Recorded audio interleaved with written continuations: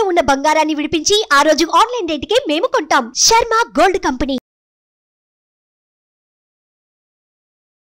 నమస్కారం, నేను మీ జాహ్నవి. మరి వారాహి నవరాత్రులు ప్రత్యేక కార్యక్రమంలో భాగంగా అమ్మవారికి ఏ రోజు ఏ విధి విధానాల ప్రకారం మనం అమ్మవారిని ఆరాధించాలనేది గురువుగారు చక్కగా ఎక్స్ప్లెయిన్ చేస్తూ ఉన్నారు కదా. మన ప్రముఖ జ్యోతిష్య వాస్తు పండితులు, జ్యోతిష్య వాస్తు శిక్షణ నిపుణులు, లలిత ఉపాసకులు బ్రహ్మశ్రీ నానాజీ పట్నాయక్ గురువుగారు. మరి 6వ రోజు మరి గురువారం నాడు మనం ఆచరించవలసిన విధి విధానాలు ఏమిటో గురువుగారి మాటలు అడిగి తెలుసుకుందాం. నమస్కారం గురుగారు. శ్రీమాత్రే నమః. అయితే గురువుగారు, గురువారం నాడు అమ్మవారిని ఏ విధంగా పూజించాలి, కలిగే ఫలితం ఏమిటి? ఇక్కడ ఏంటంటే అమ్మవారికి నైవేద్యం కానివ్వండి, పూజ కానివ్వండి, ఆ రోజు చేయడం వల్ల ఆ ఎనర్జీ పెరుగుతుంది. మనకు ఆ గ్రహదోషం పోవడానికి చేసేటువంటి గురువారం పంచమి ఉబ్బా నక్షత్రం అయింది. పూర్వ పాల్గొని నక్షత్రం అంటారు. అంటే గురువు యొక్క రోజు శుక్రుడి యొక్క నక్షత్రం అయింది. గురు శుక్రుల యొక్క ప్రభావం ఉంటుంది ఆ రోజు ఖచ్చితంగా. మరి అలాంటప్పుడు గురు శుక్రుల ప్రభావం ఉంది. ఎవరి జన్మ జాత చక్రంలో అయినా గురు శుక్రులు పారయ్యారు. సహజంగా గురు శుక్రుడు కనుక పాడైతే ఏమవుతుంది అంటే సంపద లోపిస్తుంది. శుక్రుడు లిక్విడ్ క్యాష్ కారకుడు, లక్ష్మి అధిష్టాన దేవత. గురువు లోపించాడు, గురుబలం లేదండి, అయ్యో ఏం చేసినా కలిసి రావట్లేదు అంటూ ఉంటారు. ఈ రోజు కనుక ఎవరైనా గంధముతో ప్రత్యేకంగా అయితే నిత్యము గంధముతో చేయాలి. ఇంకాస్త ఎక్కువ కనుక అరిగి మనము కామన్గా బయట నుంచి గంధం తెచ్చేసుకుంటున్నాం ఇవాళ రేపు మనకి అవైలబిలిటీ లేకపోవడం. కానీ నిజంగా కనుక గంధాన్ని కనుక అరగదీసి కనుక చెయ్యగలిగితే అమ్మవారి అనుగ్రహం అద్భుతంగా ఉంటుంది గురువారం నాడు. అదేవిధంగా పసుపు, గంధము, తెల్లటి పుష్పాలు, వీటితో ఒక్కొక్క నామం చదువుతూ అమ్మవారికి చేయాలి. మరి పంచమి తిథి పడింది. పంచమి తిథి చాలా మంచి తిథి. పంచమి తిథి నాడు మనం ఏదైనా సరే ఒక ప్లానింగ్తో చేసినట్లయితే ఆ ప్లానింగ్ సక్సెస్ అవుతుంది అంటారు పంచమి తిథి నాడు. అలాగే మరొక విషయం ఏంటంటే అమ్మవారికి నైవేద్యం ఏం పెడితే మంచిది? పాయసాన్నము, అదేవిధంగా పులిహోర, పసుపుతో కూడినటువంటి పసుపుతో చేసినటువంటిది, లేదా మనకి నెయ్యితో చేసినటువంటి అన్నం ఉంటుంది. నెయ్యి కలిపి అన్నం చేస్తాం. నెయ్యి పెట్టిన అన్నం చేసి కనుక మీరు నైవేద్యం పెట్టినట్టు అంటే అన్నంలో నెయ్యిని కలిపి పులగము అంటారు. పులగము, పెసరపప్పు పులగం అన్నంలో నెయ్యి వేసి ఉట్టిన అన్నంలో కూడా నెయ్యి పెట్టి కూడా నెయ్యి వేసి కూడా. దీనివల్ల ఏమిటంటే గురుబలం పెరుగుతుంది. అంటే ఏమిటి? గురు సంబంధించిన కారకత్వం ఈజ్ నెయ్యి, పసుపు, ఇవన్నీ వీటిని గురు కారకత్వాలుగా వాటిని మీరు సమర్పించారు. దాని తర్వాత అమ్మవారికి చూపించిన తర్వాత మళ్ళీ మీరు అందరికీ పంచిపెట్టారు, మీరు తీసుకున్నారు ప్రసాదంగా. అంటే ఏమిటి? అమ్మవారి యొక్క స్పర్శ, అమ్మవారి యొక్క దృష్టి పడింది ఆ ప్రసాదం మీద. అదేమవుతుంది? గురుబలంగా మారుతుంది. అంటే మీకు సపరేట్గా గురుబలం లేదు జాతచక్రంలో, కానీ ఈ యోగాన్ని మీరు కలిగించుకుంటున్నారు. పాయసం పెట్టారు, శుక్రబలం పెరుగుతుంది దానివల్ల, నైవేద్యంగా పెట్టడం వల్ల. అలాగే మరొకటి ఏంటంటే పసుపు గంధంతో చేయడము. నవగ్రహాల్లో ప్రత్యేకంగా ఈరోజు పంచమి రోజు శుక్ర గురు గ్రహాల దగ్గర నేతితో దీపారాధన చేయడము. గోవులకి మన అరటికాయలు ఉంటాయి, అరటికాయలు మరియు బెల్లము, బియ్యపిండి కలిపినటువంటి ఉండలు, ఒక 5 ఉండలు తినిపించడం కనుక చేసినట్లయితే కూడా ఇక్కడ ఏంటంటే గోవుకి చేస్తున్నాం సకల దేవత అనుగ్రహం, గ్రహాలకు చేస్తున్నాం గ్రహపీడ పోతుంది. అమ్మవారు ఈ రోజు ఏదైతే గురువారం అయింది, శుక్ర నక్షత్రం అయినందుకు దానికి సంబంధించినటువంటి పుష్పాలతోని, తెల్లటి పుష్పాలతోని, పసుపు పుష్పాలతోని, గంధముతోని, అదేవిధంగా పసుపుతో ఎక్కువగా అర్చించాము. గురుబలం పెరుగుతుంది అమ్మవారి అనుగ్రహం. ఓపిక, గురుబలము, సంతానం లేని వారికి సంతాన ప్రాప్తి, ఇవన్నీ కూడా అమ్మవారి ఇస్తుంది. సో కాబట్టి గురువారం చాలా ప్రత్యేకం.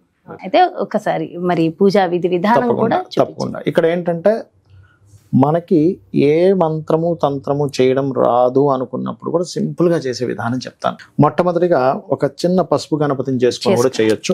ఒక చిన్న ముద్దలాగా, అంటే అది గణపతి అని మనం ఫీల్ అయితే చాలు. గణపతి షేపు, ముఖం రాలేదు, దానికి చెవులు, ముక్కు అన్నీ ఉండాలని రూల్ ఏమి లేదు. ఇది మొట్టమొదటిగా మీరు అర్థం చేసుకోండి. గణపతి పూజ చేయాలి ఇప్పుడు కూడా. ఇప్పుడు సహజంగా అయితే శుక్లాంబరధరం విష్ణు అనేటువంటి చదువుతాం, లేదా గణానాం త్వా గణపతి కుంభమామసే అని చదువుతాం. మీకు గణపతి మంత్రం కూడా రాదు. ఓం మహాగణాధిపతయ నమః అనుకుంటూ ఒక 11 సార్లు ఇక్కడ ఏం సరిపోతుంది. ఓం మహాగణాధిపతయ నమః, ఓం మహాగణాధిపతయ నమః, ఓం మహాగణాధిపతయ నమః. మనసుని పెట్టి మనసుతో చేయాలి. సో గణపతి పూజ అయిపోయింది. ఇప్పుడు దాని తర్వాత దీపపు కుందికి దీపం వెలిగించి దీపానికి కుంకుమ అద్దండి, దీపం వెలిగించండి. మీరు ఎప్పుడు కూడా గణపతి పూజ తర్వాత దీపారాధన దీపానికి ఒక్కసారి నమస్కారం చేసుకొని అక్షింతలు కుంకుమ అంటించడం, కుంకుమ పెట్టండి దీపానికి, కుంకుమ పెట్టి నమస్కరించుకోవాలి. దీపం కూడా సాక్షాత్ స్వామివారి అమ్మవారి స్వరూపమే అని చెప్పి భావిస్తూ పెట్టాలి. అంటే మీకు ఆ భావన కలగాలి. ముఖ్యంగా ఎప్పుడు కూడా పూజ చేసేటప్పుడు భావన చాలా ముఖ్యము, గుర్తుపెట్టుకోండి. ఆచమనం చేయాలి. ఓం కేశవాయ స్వాహ, నారాయణాయ స్వాహ, మాధవాయ స్వాహ అంటాము. కేశవ నామాలు మొత్తం వచ్చు. ఓం గోవిందాయ నమః, విష్ణవే నమః, మధుసూదనాయ నమః అని అన్నీ వస్తే అన్నీ చేయొచ్చు. లేవంటే అన్నీ రావు అనుకుంటే నారాయణ నారాయణ అనుకున్నా సరిపోతుంది. కొన్ని అక్షింతలు తీసుకోండి, వాసన చూసి ఎడమ చేతి నుంచి పక్కకు పడేసేయండి. అలాగే వాసన చూసి అక్షింతలు వేసిన తర్వాత ప్రాణాయామం చేయాలి. ఇలా ముందు ఎడమ ముక్కు నుంచి తీసుకొని, కొంతమంది కుడి ముక్కు నుంచి కూడా తీసుకుంటారు, బ్లాక్ చేసి మళ్ళీ ఉదయం ప్రాణాయామం చేయాలి. ఎందుకు ప్రాణాయామం చేస్తామంటే మనకు నెగిటివ్ ఎనర్జీ అనేటువంటిది ఇంకా ఏదైనా లోపల ఉన్నా కూడా మనం పూజ చేస్తున్నప్పుడు ఎక్కడ ఏ ఆటంకం కలగకుండా ఉండడానికి. అలాగే ఇది అయిన తర్వాత సంకల్పం చెప్పుకోవాలి. సంకల్పం అంటే అందరికి మంత్రోత్సంగా రాదు. అమ్మా నేను నీకు పూజ చేస్తున్నాను, నాకు ఇప్పుడు ఉన్నటువంటి ఇబ్బంది ఇది ఉంది, మీ గోత్రము నామము చెప్పుకొని, ఇప్పుడు మీకు గోత్రం నామం తెలిసిన వాళ్ళు ఉంటారు, గోత్రనామం తెలియని వాళ్ళు కూడా ఉంటారు కొంతమంది. గోత్రం తెలుసు, నామం తెలుసు, నక్షత్రం తెలుసు అనుకోండి, అవి చెప్పుకొని అమ్మ నేను నీకు భక్తి శ్రద్ధలతో నేను నీకు ఈ 9 రోజులు పూజ చేస్తాను, నా మనసు పెట్టి నా శక్తి కొలది నీకు పూజ చేస్తాను, నాకు ఫలానా సమస్యలు ఉన్నాయి, అప్పులుంటే అప్పులు బాధలు, అనారోగ్యం ఉంటే అనారోగ్యం, ఏముందో చెప్పుకోండి అమ్మవారు. చెప్పుకొని అక్షింతలు అక్కడ వేయండి. దీని తర్వాత గంటానాదం తీసుకోండి. గంటను వాయిస్ కూడా మంత్రం ఉంటుంది. కాకపోతే ఇక్కడ మనకి ఏంటంటే అంతా కూడా మనకి మంత్రం రాని వాళ్ళ కోసం ప్రత్యేకంగా చేసే విధానం చూపిస్తున్నాం. అందుకని ఏంటి, వారాహిదేవి నమః అనుకుంటూ గంట వాయించవచ్చు, తప్పులేదు. ఒకవేళ ఎవరికైనా కలశంతో చేసుకోవాలని ఉంది, వాళ్ళ కలశం పెట్టుకోవచ్చు. వాళ్ళకి ఆనవాయితీ ఉంటేనే కలశం పెట్టుకోవాలి. 9 రోజులకి ఆ కలశం అట్లాగే పెట్టుకోవచ్చు, కానీ ఆనవాయితీ ఉండాలి. ఆనవాయితీ ఉంటేనే. ఇప్పుడు ఇంకొకసారి అంటే శాస్త్రోక్తంగా గణపతి పూజ చేస్తారు మళ్ళీ ఒకసారి గణపతిని. అలా లేదు, ఒక్కసారి మళ్ళీ మహాగణాధిపతయే నమః అనుకుని అక్షింతలు వేసుకోవచ్చు.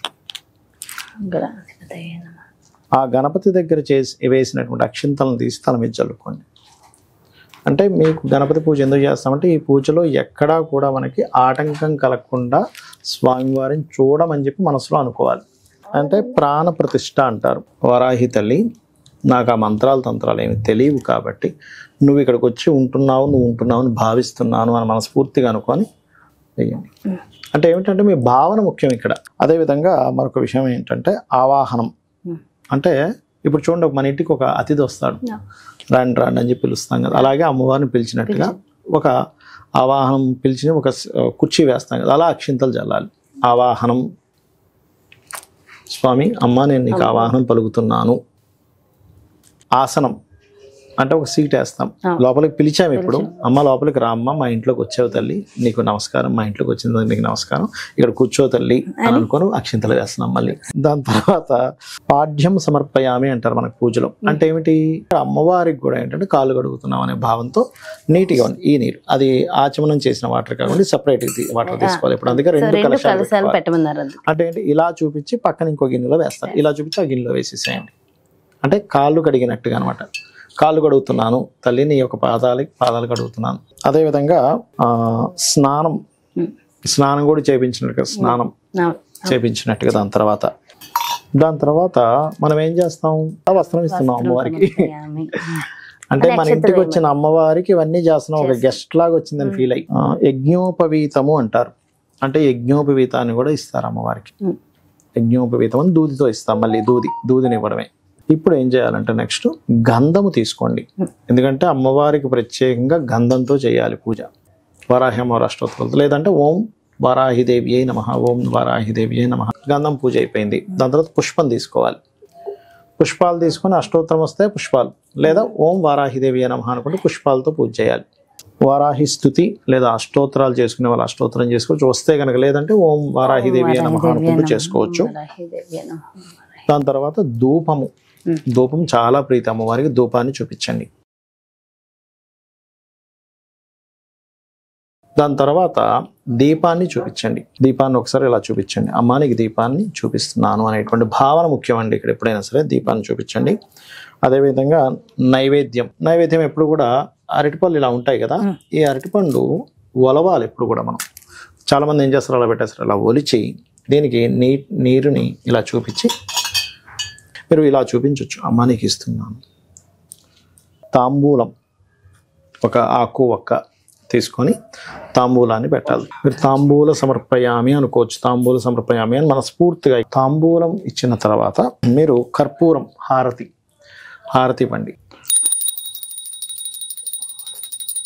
ఇప్పుడు కూడా ఆ వాటర్ ఇవ్వండి. అది ఎప్పుడు కూడా ఇలాగా తిప్పాలన్నమాట. దీనికి ఇలా ఓకే వేసి చూపించాలి. దాని తర్వాత మంత్రపుష్పం చదువుతారు. అండ్ అక్షింతలు అంటే పుష్పాలు, కొన్ని అక్షింతలు తీసుకొని ఆత్మ ప్రదక్షిణం చేసుకున్నట్టుగా చేసుకొని అమ్మవారి దగ్గర వదిలేసేయడమే. క్షమాపణ, అమ్మ నా వల్ల ఏదైనా తప్పు జరిగితే క్షమించు అని చెప్పి అనుకుంటే సరిపోతుంది. పూజలో నాకు ఏదైనా తెలియకో ఏదైనా తప్పు జరిగింది క్షమించు. అప్పుడు ఏమవుతుందంటే మీరు చేసిన పూజలో ఎక్కడైనా మీకు తెలియకుండా ఏదైనా ఫాల్ట్ జరిగింది, అమ్మ క్షమిస్తుంది. ఇది పూజా విధానం. చాలా సంతోషం గురుగారు. Thank you so much. నమస్కారం. ఎస్, చూసారు కదండి. మరి 6వ రోజు గురువారం నాడు అమ్మవారిని ఏ విధంగా అర్చించాలి, కలిగే ఫలితం ఏమిటి, ఎంతో డీటెయిల్గా ఎక్స్ప్లెయిన్ చేశారు కదా. మరో ప్రత్యేకమైన కార్యక్రమంతో మళ్ళీ మీ ముందుకు వచ్చేస్తాను. నమస్కారం. సుమన్ టీవీలో మీ పర్సనల్ అండ్ బిజినెస్ ప్రమోషన్స్ కోసం కింది నెంబర్కి కాంటాక్ట్ చేయండి.